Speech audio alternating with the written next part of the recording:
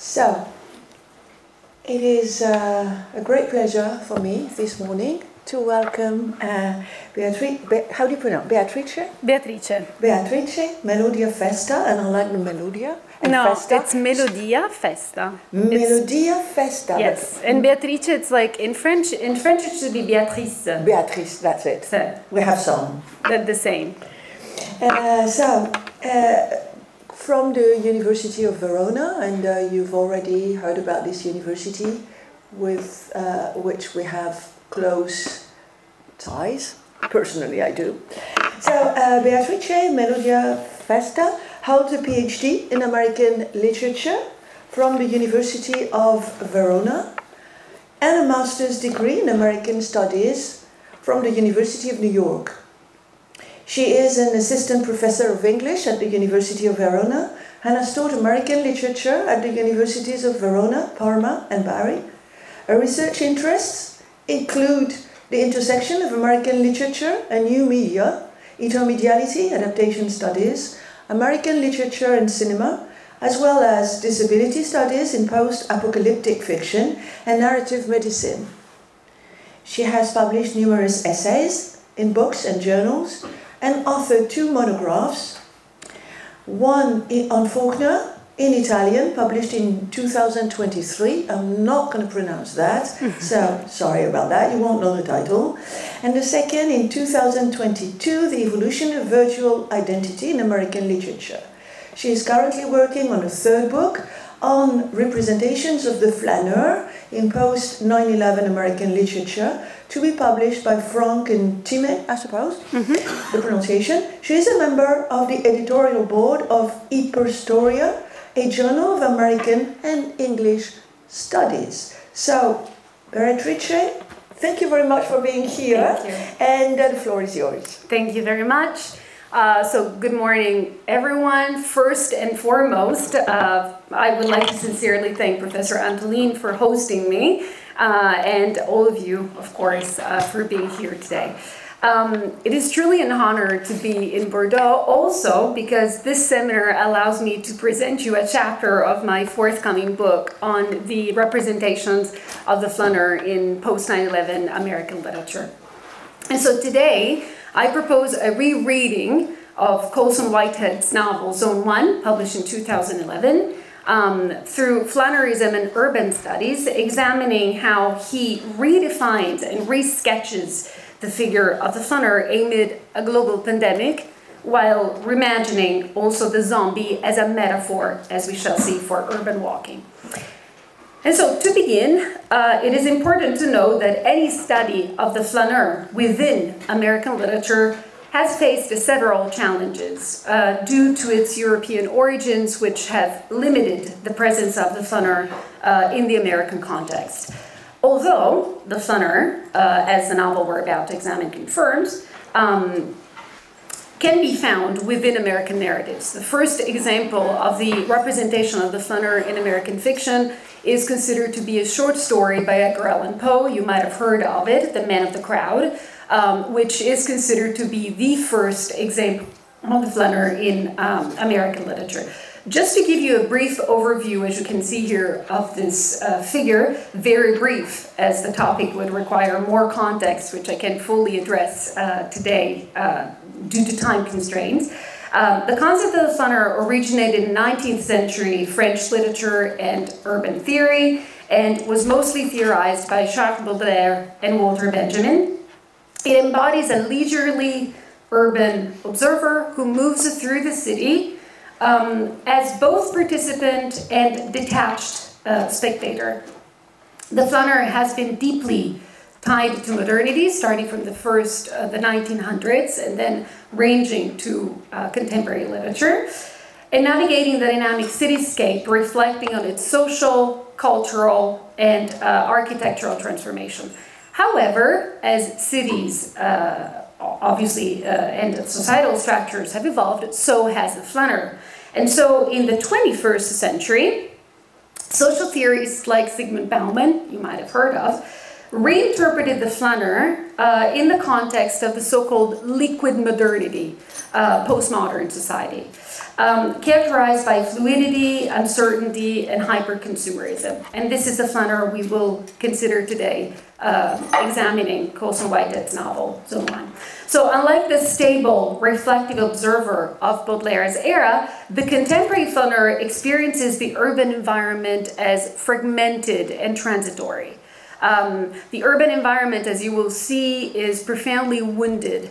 Walking through the urban landscape in contemporary fiction is a traumatic experience. The urban landscape is quite often post-apocalyptic, destroyed. It has collapsed, as such is the case of the novel we're about to examine. And so the flâneur reinterprets and walks through this really complicated cityscape. So modern urban spaces in general emphasize speed, disconnection, and the pressure to perform and consume, making the reflective detachment of the traditional flâneur much more precarious. So as I said, while the flâneur is traditionally regarded as a European concept, its presence remains evident in American literature, and especially in texts associated with the genre of post-9/11 fiction. So those novels written in the aftermath of September 11th, which gave rise to a very specific trend of American literature known as post-9/11 fiction, so novels discussing the trauma of September 11 in different ways or relating to the events of 9/11. And so in these narratives, the postmodern flâneur navigates existential fear and seeks meaning in urban landscapes marked by instability and trauma, as such is the case of Zone 1. Following 9/11, American literature reflected themes of vulnerability, post-apocalyptic change, and national trauma. And so post-9/11 novels often portrays cities, New York specifically, as living entities, with their streets and structures serving as central characters that embody the unease and fragmentation of contemporary life. And we get to Colson Whitehead and his representation of New York. So Colson Whitehead is an important figure in contemporary American literature who has captivated readers with genre-defining novels that delve into themes of identity, history, and racism. While his works span diverse settings and topics, one of the characteristics of Colson Whitehead's fiction is the fact that he spans through different genres. He re-manipulated the slave narrative with a novel that won the Pulitzer Prize for Fiction, which is The Underground Railroad. He wrote about urban fiction in 3 novels that discussed race and racism. So his novels change and span diverse settings and topics. Several of his novels draw deeply from the urban fabrics of his hometown, which is, of course, New York City. And as he says, talking about New York is a way of talking about the world. So in these novels, New York, and in his urban novels, New York becomes a character per se, a character in itself. And so these narratives, the so-called urban narratives, not only evoke the city's vibrancy and contradictions, but also position New York as a living, breathing character in its own right. So Whitehead's urban novels, these are the 3 novels that are considered part of his urban fiction. The Colossus of New York, 2003, Zone 1, we're about to examine, 2011, and Harlem Shuffle, the most recent, 2021. All these works serve as love letters to the city and critical examinations of the urban setting, revealing the complexities of the city's past and present in different ways. So Whitehead's urban novels are characterized by several recurring themes. Central to these works is the interplay between alienation and community, and these narratives capture the tension of living in a sprawling metropolis, New York, where anonymity and interconnectedness coexist. Characters in these novels often find themselves negotiating all these dualities and seeking connection in a city that is as isolating as it is vibrant, which is a characteristic of New York, of course. Another hallmark of Whitehead's urban fiction is his exploration of the layering of history within urban landscapes. As we will see in Zone 1, history plays a pivotal role in these novels. And for Whitehead, New York is not just a present-day metropolis, but a palimpsest where the past lingers beneath the surface. So Whitehead's talent for subverting genre conventions also defines his urban fiction. In Zone 1, as we shall now see, he reimagines the zombie apocalypse as a meditation on urban ennui and societal disintegration. In Harlem Shuffle, he reinvents the crime novel, using it to probe moral ambiguity and systemic injustice, while in The Colossus of New York, which is a collection of a series of essays dedicated to New York, he blends history, memory, and observation. So Whitehead explores how New York shapes and is shaped by its inhabitants, which is an important theme that we can use also to examine the presence of the flâneur in these novels. And this blending of genre and literary fiction allows Whitehead to tackle profound themes while maintaining narrative inventiveness. So as a Black author, he obviously interrogates the intersections of race and class, also in his urban novels. So race plays a pivotal role in each of his novels. Race, for instance, has a marginal role, even in Zone 1, which I will not address as it is out of the scope of my analysis today, but just so you know, race also is also present in Zone 1. So sometimes his urban novels examine how systemic inequities shape the lives of his characters, using the city as a microcosm, as a backdrop for broader social struggles. In general, Whitehead's urban novels stand out for their ability to blend personal narrative with broader social commentary. And his depictions of New York are neither romanticized nor purely critical. Instead, they capture the city's multifaceted nature and as a place and as a site of opportunity, struggle, and transformation. So whether chronicling the apocalyptic remains of Manhattan, such as the case of Zone 1, or the lively, gritty streets of Harlem in Harlem Shuffle, or a lyrical meditation of the city, such as the case of The Colossus of New York, Whitehead's works invite readers to consider the complexities of urban life through a lens that is critical, poetic, and deeply human. So through his exploration of themes such as alienation, history, morality, and systemic inequality or racism, Colson Whitehead offers a vision, a view of New York City that is as compelling as it is nuanced. And his urban novels resonate not only as narratives of a particular place, which is New York, but as reflections of the universal human experience within the city, within New York as urban landscape, making him one of the most distinctive and insightful writers of contemporary urban life. So this was just to introduce Colson Whitehead. Before moving on, now we get to Zone 1 and its connection to Flâneurism. So we focus on the analysis of Zone 1.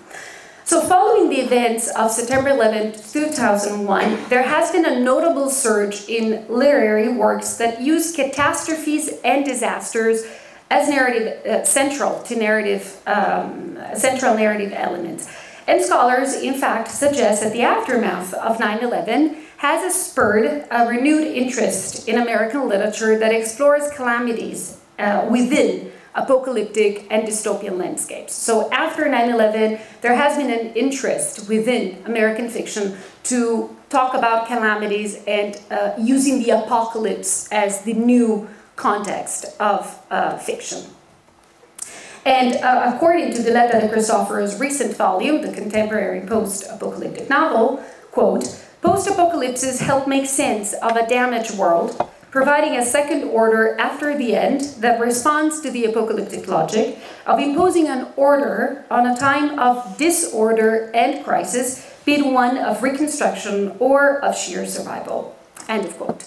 So, Diletta de Christoforo's argument that post-9/11 fiction as apocalypse can be considered a modern and contemporary fairy tale.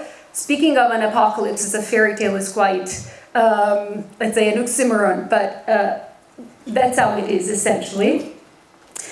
So she stresses how apocalyptic and post-9/11 narratives function to address societal anxieties, articulating themes shaped by the trauma of the September 11 attacks.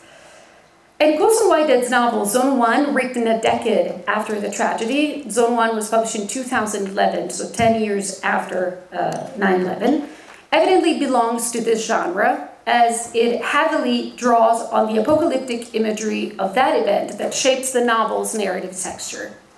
In the novel, Whitehead vividly portrays New York as a mesmerizing yet deeply fragile postmodern American city.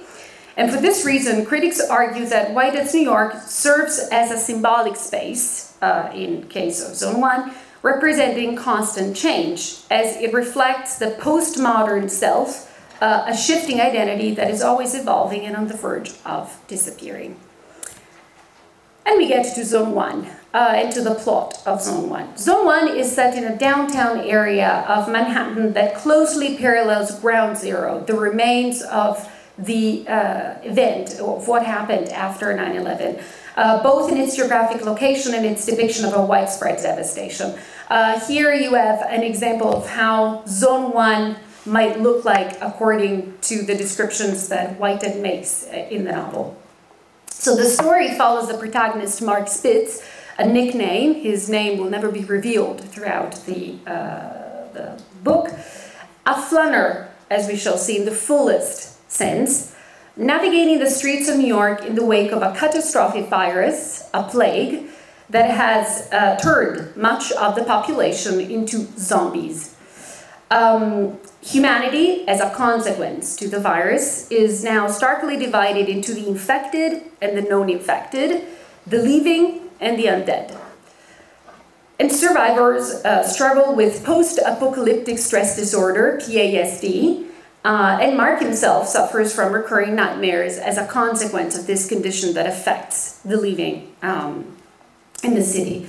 The narrative focuses on the protagonist's bleak task, which is that of cleaning and securing Zone 1, this walled-off section of Manhattan, which is located precisely where Ground Zero stood. So the protagonist is tasked with clearing this area of Zone 1 from zombies who wander the city in a catatonic state or exhibit grotesque and decaying bodies. So against this bleak backdrop, the protagonist traverses and walks through a post-apocalyptic landscape that not only evokes the anxieties initially generated by 9/11, but also underscores the pervasive insecurity of a city irrevocably transformed by disaster. So as Carolina Pelka observes, quote, in Zone 1, Whitehead's writing embodies a distinctly postmodern flaneurial quality. We get back to the flâneur, portraying urban spaces as inherently precarious and temporary, a reflection of the uncertainty and instability that define postmodernity, end of quote. So in Zone 1, as in other of Whitehead's urban novels, the city becomes a haunting metaphor for fragility and transformation, consolidating the existential unease of its characters and of readers. As Spitz, the protagonist, is tasked with clearing the city of zombies and reclaiming Zone 1, his repetitive and persistent wanderings reveal a very profound and psychological exploration of the city, both physically and psychologically. So by navigating the desolate streets of an empty and devastated New York, Spitz confronts memories and the haunting nostalgia of the city as it was before the catastrophe. The novel is, in fact, rich with detailed flashbacks, juxtaposing the city's past vitality with its present desolation. And in this sense, Mark's flâneur-like observations, we will see why we can consider Mark Spitz a flâneur. His observations of the city are not only wanderings, but observations of the urban landscape. They're psychological and physical. And so his view of the city is, we might say, flâneur-like. So the approach to the city equates the approach that usually the flâneur has. In this sense, Mark's flâneur-like observations add depth to the portrayal of the idle wanderer, the city stroller, transforming him into both an observer and a participant of the city's urban collapse. Additionally, constant encounters with zombies, the second presence of the novel, apart from Mark Spitz, underscore a crisis of identity. There's a very clear distinction in the story. This might open up a different reading of this novel that has multiple layers of reading. There's a clear distinction between humans and known humans. Humans are Mark Spitz, known humans are zombies, which, as we shall see, zombies are divided by Colson Whitehead in two different categories. Some are more like the traditional image of the zombie, whereas other kinds of zombies are humans that wander the city in a catatonic state. And so this distinction between humans and known humans is quite clear and evident throughout the novel. So the flaneural wanderings of Mark Spitz become a meditation on the fragility of identity set against the backdrop of a collapsing cityscape, which is New York. The zombies the protagonist faces reflect not just physical threats, as we shall see, but existential fears, amplifying his sense of disconnection and vulnerability. So while Zone 1 does not explicitly refer to 9/11, there are not direct references in the novel to September 11. It deeply resonates with the tragedy in different ways.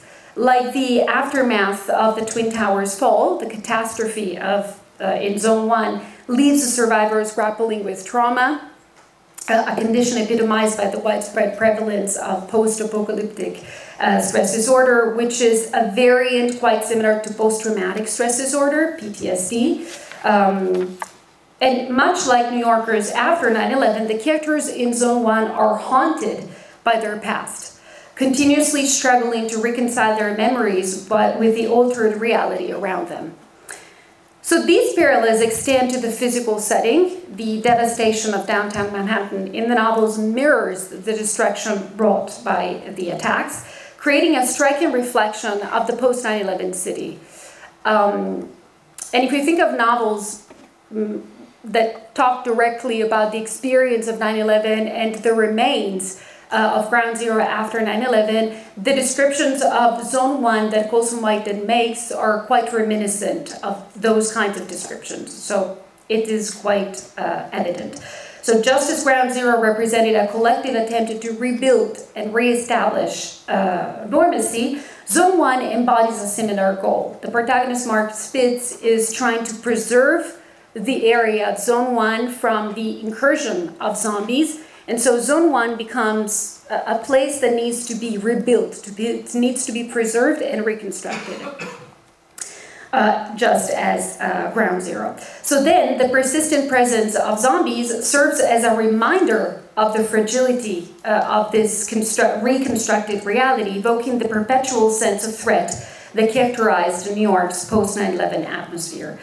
As Guntier notes, Zone 1 reflects on the much propounded notion after 9/11 that life had been irrevocably altered by events, and a sense of fear and unease embodied by the ever-recurrent and disquieting presence of zombies.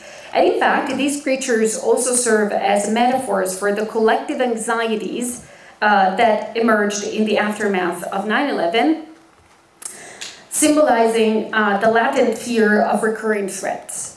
And as the scholars have also observed, in the wake of the War on Terror, September 11, 2001, post-apocalyptic stories often used a metaphorical emptiness to reflect on extra-textual reality of beliefs and ideologies.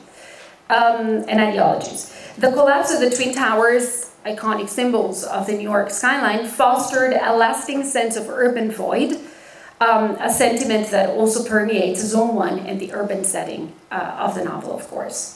This urban emptiness and metropolitan desolation is also reflected in and by the figure of the flâneur. So as Mark Spitz traverses the void left by the apocalypse, in the descriptions that Whitehead makes of the city is absolutely desolate and empty. The skyscrapers that have remained are very few, and there are all these descriptions of the desolation of the urban landscape. His wanderings encompass the imagery of loss and the persistent danger that defines his world. So, as the narrator reports, quote, this is a quote directly from the novel, like all city dwellers, so Colson Whitehead describes and defines Mark Spitz as a city dweller, flâneur. Mark Spitz, had to accustom himself to the new horizon.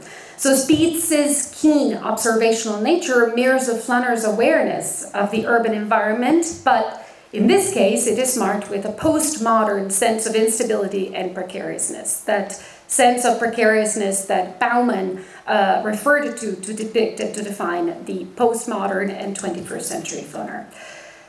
Although Whitehead's narrative is rooted in the fantastical framework of a zombie apocalypse, it grapples with the realities of 9/11 in various ways, as we already said. So for this reason, scholars have suggested that Zone 1 can be interpreted as a post-racial allegory, as it reflects a broader cultural context shaped by the posts that define the years following 2001.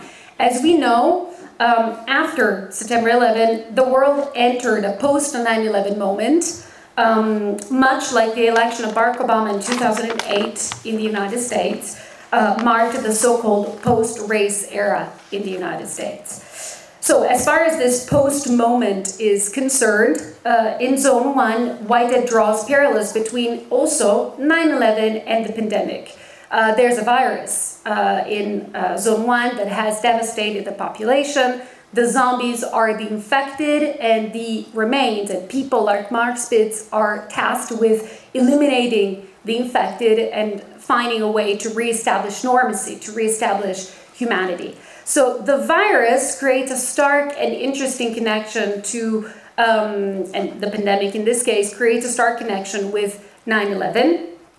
And so in Zone 1, Colson Whitehead draws parallels between 9/11 and the pandemic, highlighting their shared cultural rupture between the before and after moments. Think of the COVID crisis that generated a post-COVID and a pre-COVID moment, exactly as 9/11 generated a pre-9/11 and a post-9/11 moment. And so both events, pandemics and the September 11 attacks, generate profound trauma and yield challenges for recoveries that resonate on personal and collective levels and mark life as divided between a pre and a post. And for this reason, the novel has recently inspired a new reading in light of the COVID-19 pandemic, drawing comparisons between the 9/11 attacks and the COVID crisis as two events with shared consequences. As scholars noted, quote, the coronavirus pandemic may be the most significant mass trauma event of the decade, and it's drawing parallels with another significant trauma, the September 11, 2001 attacks. The events of 9/11 have much to teach us about the impact of trauma. And here I chose to show you two different covers of Zone 1 to show you how this novel has been recently reread through a different angle. The first one is the original cover, vintage edition of Zone 1, 2011. The second one is the 2020 new cover by Mondadori, the Italian version of Zone 1, Zona Uno. And as you can see, the cover has changed. So there's a reference to the virus, of course. And this novel has been reread, especially after COVID-19, as Colson Whitehead is talking about the pandemic, a virus that has devastated the population, and the novel was written, as we said, in 2011. So it is somehow prophetic in the way that Colson Whitehead depicted and described pandemics, and so that's why it has recently fostered new readings in light of the COVID crisis. Both events, 9/11 and COVID, have left enduring legacies of post-traumatic stress disorder, affecting individuals and communities in profound ways. And so these parallels highlight how domestic disasters, whether pandemics or terrorist attacks, are often perceived through the conceptual framework of catastrophes and apocalypses. Such is the case of Zone 1. And in an interview about the novel, Colson Whitehead confirmed the importance of 9/11 as a narrative thread within Zone 1. In some commentaries about the novel, Whitehead explains that the narrative speaks not only of to the specifics of a fictional apocalypse, but also to the enduring psychological and cultural reverberations of 9/11. And in fact, in an interview, Colson Whitehead declared that, quote, "The story takes place downtown," he's referring to Zone 1, of course. "The wasteland they wander is defined in terms of before and after the cataclysm. So since 9/11, I've had a heightened sense of insecurity and anxiety. And I think that definitely plays out, perhaps in particular, in the way the characters have made their sort of insane accommodation to what's going on." An intriguing, perhaps coincidental connection to this lies in the fact that the 9/11 museum at Ground Zero, which was the moment in which Ground Zero found a new relocation as a site of memory and that came out, as New York came out from trauma, was inaugurated in 2011, so the year Colson Whitehead published the novel. So 2011 was the 10 years from the tragedy of September 11, was a moment of renewal, especially of that area. And so if we read the novel in these terms, we can say that Colson Whitehead aligns with the many anguished voices expressing the ongoing repercussions of the disaster. Whitehead uses the fictional space of the city to repeatedly explore concerns tied to 9/11. And if it is true, as Faulkner famously noted, that the past is never dead, it's not even past, then Whitehead's dystopia carries forward the same unresolved anxieties about the present that arose in the wake of 9/11. Returning now to the novel's illustration of Flâneury, Whitehead reclaims the ruined city as a home by transforming the traditional flaneur's detached observational stance into one that is more engaged with the city and much more ethical. The novel portrays a paradoxical process of domestication as the flaneur evolves from a distant, obsessive outsider to an integrated member of the zombified crowd. It is quite interesting that the novel ends with Mark Spitz, who finally chooses to walk towards zombies, and that's how the novel ends. We don't know what happens after. But all this effort of keeping them away then ends with him joining them. The zombies invade Zone 1 at the very end of the novel, and then he says, whatever, and he walks toward them. And that's how it ends. So, Spitz's aimless rambles through the city reveal the complexities of social interaction and belonging in an urban environment devastated, of course, by the catastrophe, as we said. And if you read the novel in these terms, we can see how Whitehead's narrative shifts from the fantastical depiction of a zombie-infested metropolis to deeper thematic considerations of urban transformation. And this transition underscores the profound damage inflicted on the cityscape and the societal structures it represents. In this sense, Mark Spitz becomes the epitome of a post-modern flaneur, with navigating downtown Manhattan alongside zombies, while the city's survivors grapple with the traumas encompassed by the urban landscape. And so at the novel's conclusion, as we said, echoing Edgar Allan Poe's Man of the Crowd, the story of this man who's attracted from a cafe, sees this passerby and chooses to follow him in the streets. That's Poe's short story. In a similar way, despite his attempts to avoid infection and death, ultimately, Mark Spitz ultimately joins the zombie and walks toward them, becoming, in fact, a man of the crowd. Despite all efforts to clear Zone 1, he eventually becomes one of the undead inhabitants of New York City streets, a choice that shows the impossibility to restore the city to its pre-apocalyptic moment.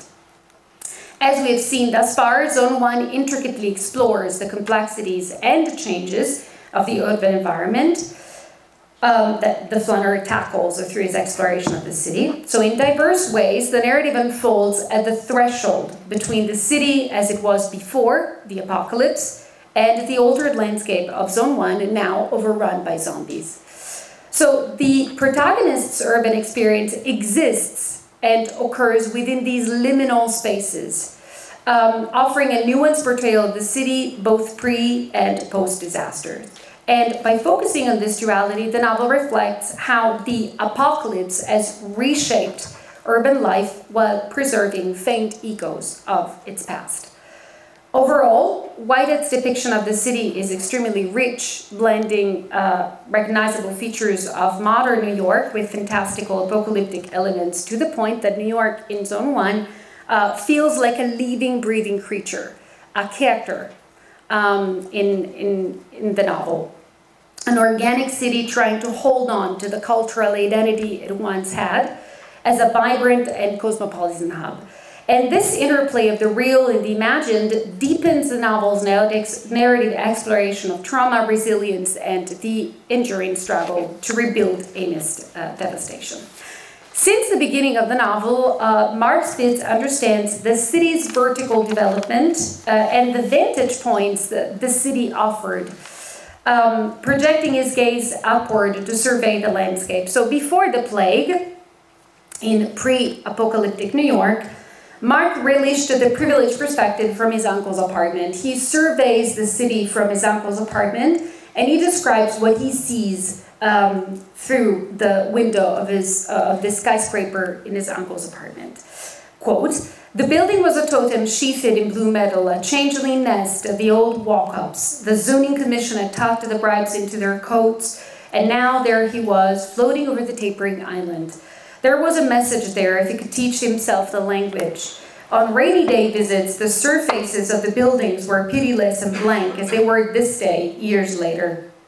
With the sidewalks hidden from view, the boy conjured an inhabited city where no one lived behind all those miles of glass, no one caught up with loved ones in living rooms filled with tasteful and affirming catalog furniture, and all the elevators hung like broken puppets at the end of long cables." This is more or less what he sees, the image you have here in this description. Now, this passage conceptually and quite in a very interesting way intersects with Michel de Certeau's notion of the city as text. De Certeau, in The Practice of Everyday Life, talked about the city as a vibrant entity that needs and has to be rewritten by those who walk through it. So passerbys are those who are responsible for the rewriting of the city. And in the Practice of Everyday Life, there is this very famous description of Manhattan in which de Certeau, from 107th floor of the World Trade Center, surveys Manhattan and describes what he sees, and then feels the need to go down with the pedestrians, and so with people who walk the city, and so he becomes a man of the crowd and a flâneur, and he talks about the need for rewriting the city. And so this quote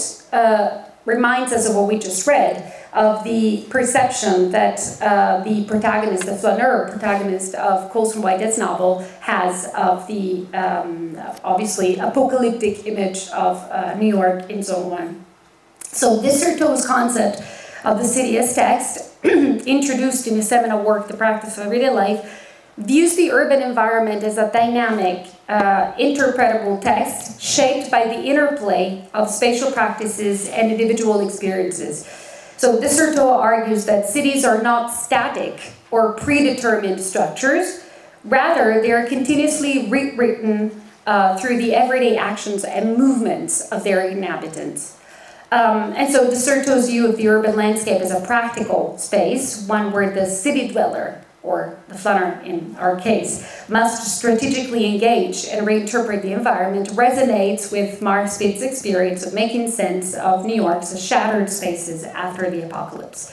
And for this reason, Kate Marshall further contends that, quote, Mark Spitz, far from the opening pages of Zone 1, suffers, among other things, from what Michel de Certeau calls the lust to be a viewpoint. He emphasizes his ocular desires by arranging the urban topography of his past and present through the vantage points provided by the skyscrapers, the quote we just read. So drawing another connection to de Certeau's arguments that everyday practices create alternative narratives, Whitehead's flâneur confronts a city whose past has been erased by the zombie uprising.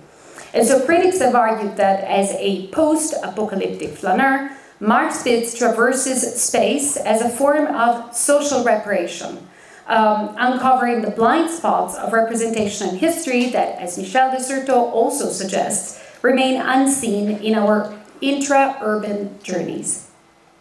So Spitz's revival and his efforts to reimagine the city's meaning become acts of reclamation, both spatial and memorial. And however, as the story unfolds, the concepts of place and space blur in the novel, transforming New York into an unfamiliar and unstable place marked by inhospitality. And this shift is symbolized by Spitz's voyeuristic descent from the vantage point of his uncle's apartment, the quote we just read, to the ground level of the city streets. And in this passage, the narrator reinforces Spitz's flâneur-like nature, saying that New York City in death was very much like New York City in life. It was still hard to get a cab, for example. The main difference was that there were fewer people, end of quote. And so as the city's crisis unfolds through the flaneur's strolls, in Zone 1, walking the devastated streets becomes a deeply personal experience of vulnerability. And as Guerrero notes, walking through the wretched city becomes an act of ethical visibility that allows the reader to glimpse the most private aspects of the most vulnerable. In Zone 1, Whitehead's flâneur discovers that his walkings expose the fragility of both the city and its inhabitants, and the plague and the zombies mirror this vulnerability, embodying the grotesque reflection of urban collapse.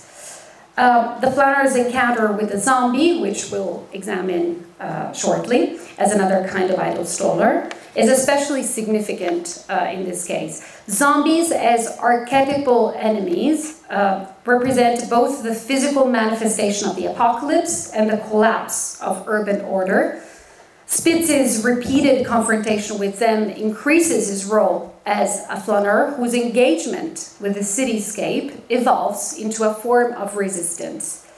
By challenging the zombie-infested spaces, he seeks to reclaim and restore the city to its pre-apocalyptic state, and this notion is reinforced by Whitehead's description of sweepers, like Mark Spitz, as, quote, sweepers like Spitz were haunted, ambling, leisurely, easy-going flâneurs. So the word flâneur clearly appears in the novel, as Colson Whitehead describes Mark Spitz as a flâneur, drifting where the streets took them. In this sense, Mark Spitz ultimately emerges as the archetypal post-apocalyptic flâneur, as described by Bauman, an eternal outsider, a flâneur bound to multi-directional and non-directional movement. And despite the novel's dystopian departure from a traditional urban setting, this is all but non-traditional, obviously, Mark Spitz is a city dweller or an idle wanderer, as Whitehead writes. He traverses New York's extreme vulnerability with a detached, aimless approach, reflecting the essence of the postmodern flâneur. And through the city, although the city has been reshaped by the apocalypse, Spitz's wanderings reveal his lingering attachment to the urban landscape before the disaster. His repetitive movements reflect the need to process the remains of civilization, confronting a city that is now a mere shadow of its former self. As zombies further underscore the grotesque distortion of urban life. And this confrontation with the undead adds a darker dimension to Spitz's flâneur-like observations. If traditionally the flâneur contemplated urban modernization, as we said, we can say that Whitehead updates, I would say, the figure of the flâneur to the apocalyptic age and to the post-9/11 moment. The protagonist is compelled to critically observe the city's decay, grappling with its altered state while searching for meaning within its ruins. And in so doing, he becomes a quintessential postmodern flâneur, so a detached yet reflective observer navigating a city caught between life and death. And so in this sense, Zone 1 masterfully portrays the flaneur's journey through a reimagined New York, blurring the boundaries of human and non-human existence while exploring the vulnerabilities and complexities of urban life after the apocalypse.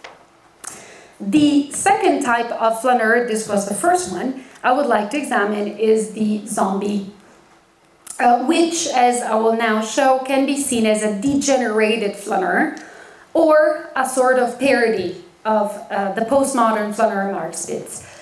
The inclusion of the zombie in Zone 1 reimagines the flâneur deviating significantly from its traditional representation.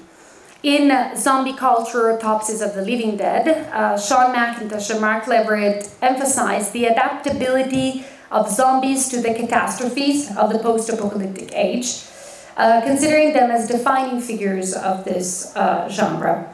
And in fact, the zombies today have an enduring relevance in contemporary culture. Think, for example, of the popularity of TV series such as The Walking Dead, or the need for, let's say, adding or presenting the zombie as the clear manifestation of catastrophes and apocalypses. And also, there's a very interesting connection, maybe later in the questions we can talk about it, between the origins of the zombie and this idea of the infection and the fact that the zombie can pass on infection, which is really interesting, and that occurs also in Zone 1.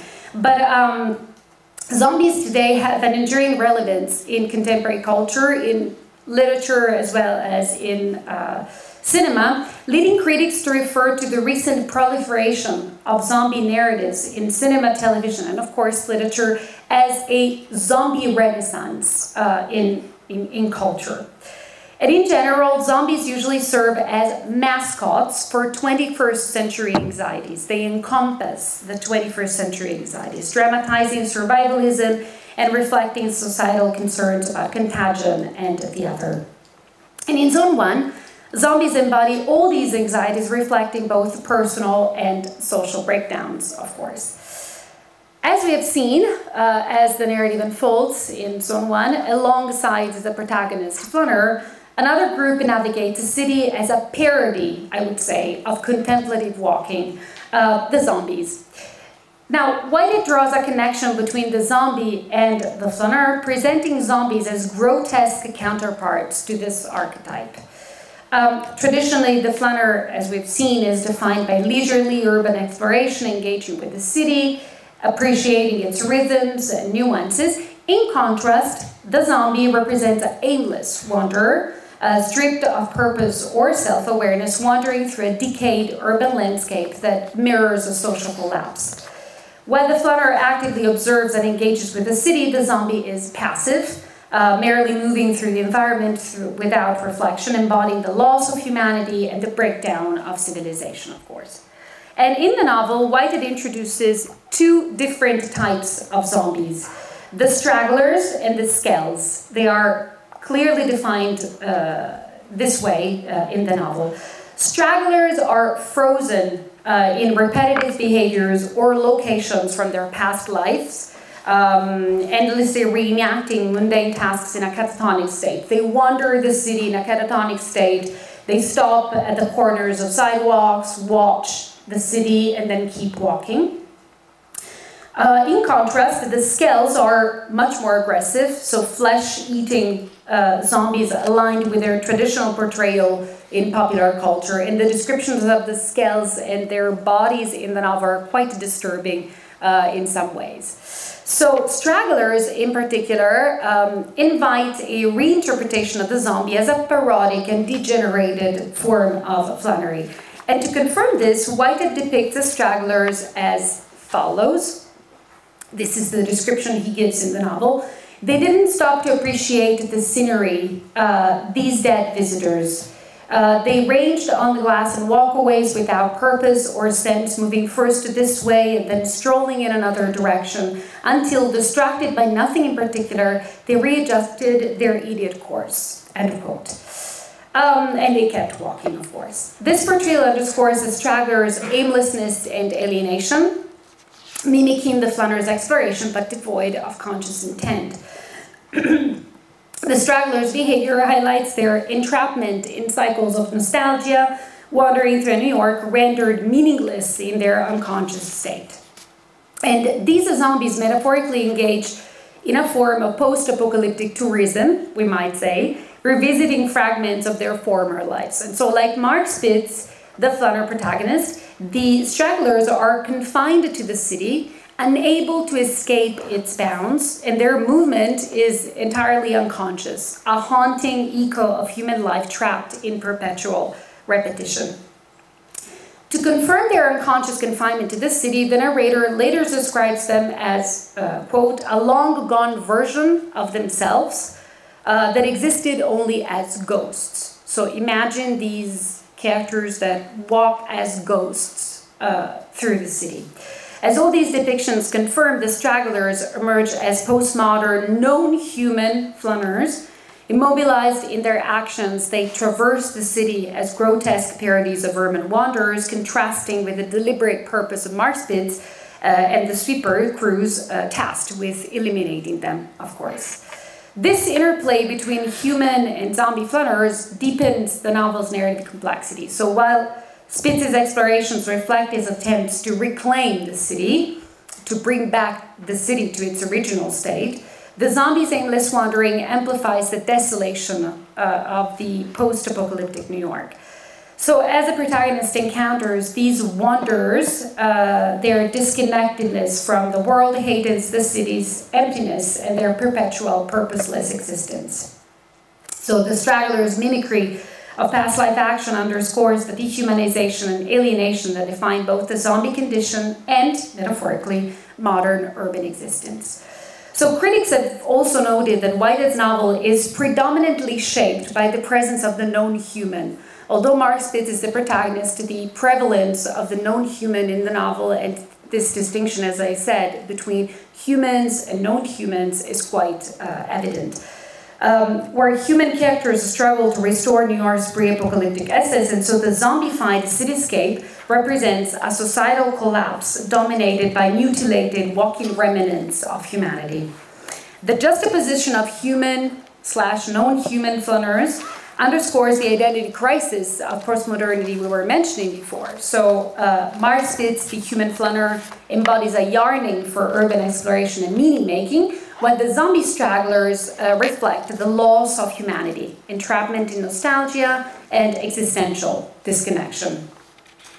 Building on Spitz's portrayal as a post-apocalyptic flâneur, Whitehead's depiction of zombies as degenerated flâneur also engages with the semantics of emptiness in post-apocalyptic spaces we were also mentioning at the beginning.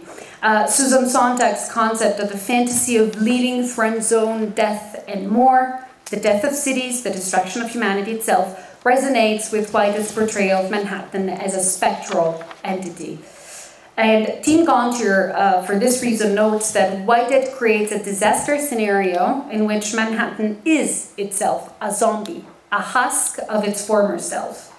And as the narrator states, the city was a ghost ship on the last ocean at the rim of the world.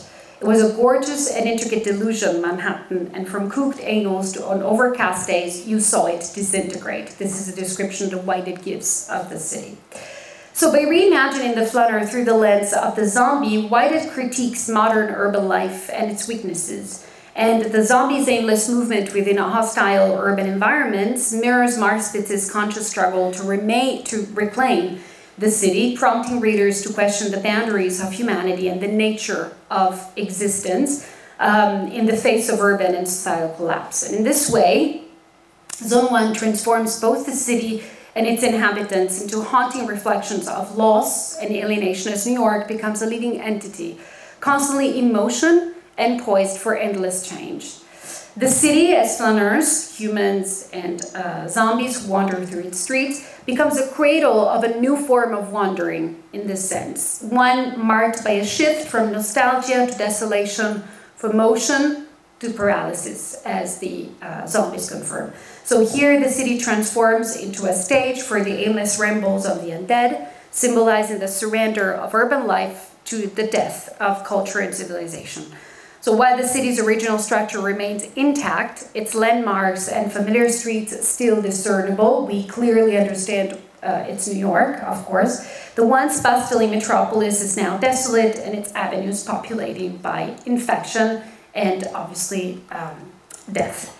For such reason, Gontier observes that zombies in Zone 1 embody the fear of indefensible borders, the inability to keep out the host of others. And the area referred in the novel's title, Zone 1, serves as a symbolic space that the protagonist, Mark Spitz, is determined, as we said, to defend against the zombie incursions. And his refusal, his constant refusal to abandon this area and to preserve it, striving to protect it from abandonment and degeneration, coincides with a very interesting notion of an Italian anthropologist, Vito Tetti, who coined this very interesting term, which is restanza, which in Italian means the need to stay in one place. So this need for walking, which coincides with an obligation for staying in the novel and safeguarding Zone 1, recalls the concept elaborated by Vito Tetti, known as restanza, which is the decision to stay in a specific place despite abandonment or depopulation, which resonates profoundly with the flaneur's choice in the novel. And restanza represents more than physical persistence in this sense. It is an act of creative resistance, a refusal to let go of a place's meaning. And Tetti frames this as a deliberate commitment to preserve and transform spaces of loss. So in the aftermath of 9/11, a key reference to the aftermath of the plague in Zone 1, the decision to rebuild Ground Zero reflected, obviously, this ethos. And so, rather than abandoning the site, there was a collective effort to reshape the place into something new. And so, in this way, in Whitehead's narrative, the area of Zone 1 becomes a metaphorical site of restanza. Survivors commit themselves to preserving and reconstructing the space, imbuing it with new significance. More than just a physical setting, Zone 1 symbolizes resilience in the novel, a deliberate choice to remain and transform a place despite devastation. Mark Spitz in the novel is not only trying to keep zombies out of Zone 1, but the idea is to reconstruct a civilization in Zone 1, the only area that, let's say, it's not marked by infection and that should be preserved to start again from there. And so this persistent in preserving downtown Manhattan is not passive. It demands active engagement. And while the city is collapsing, the survivors must confront its horrors and embrace the challenge in an attempt to restore the city's former essence. So, as the novel shows, restanza is not merely about remaining. It is about remaining with intention. And additionally, Tetti emphasizes that in the wake of catastrophes, staying often becomes a form of salvation for humanity. Staying is the only choice that is left when it comes to catastrophes, usually. So for the survivors of Zone 1, rebuilding civilization requires rejecting passivity and embracing a form of creative resistance with the zombie as the ultimate obstacle to their efforts. And all this confirms that zombies, as Whitehead portrays them, are more than a grotesque threat. In the novel. They parody the weaknesses of a city and the vulnerabilities of its inhabitants. For this reason, Phil Smith notes that zombies in literature and film represent both the fictional other and an unsettling version of ourselves. They walk simply because they walk, aimless, mindless, but in their endless movement, they challenge the notion of space as defined by borders. Suggesting instead a fluid, trajectory-based existence. In Zone 1, this form of walking serves as a grotesque parody of Flâneury, as zombies become unsettling counterparts to human wanderers. Their aimless strolls transform urban landscape into a site of terror and contagion. And this contrast between the purposeful exploration of flaneurs and the wandering of the undead underscores the fragmented, disjoint reality of the apocalypse. Zombies parody the flaneur's leisurely stroll, offering a haunting perspective of urban life's fragility and humanity's response to crisis. Through this allegory, Whitehead links zombies to 9/11 representing collective fears of terror, collapsed boundaries, and lost security, as survivors' journey through the city reflects society's struggle to rebuild the new urban environment, while the zombie symbolizes a haunting connection to a lost past. And so, to conclude, Zone 1 presents the flâneur as a dual experience in the post-9/11 setting. Survivors are striving to rebuild amid devastation, and zombies endlessly retracting their past lives. This duality mirrors the anxiety of a post-apocalyptic urban landscape, and so we can say that in Whitehead's narrative, the flâneur becomes the observer of a wounded city struggling to heal.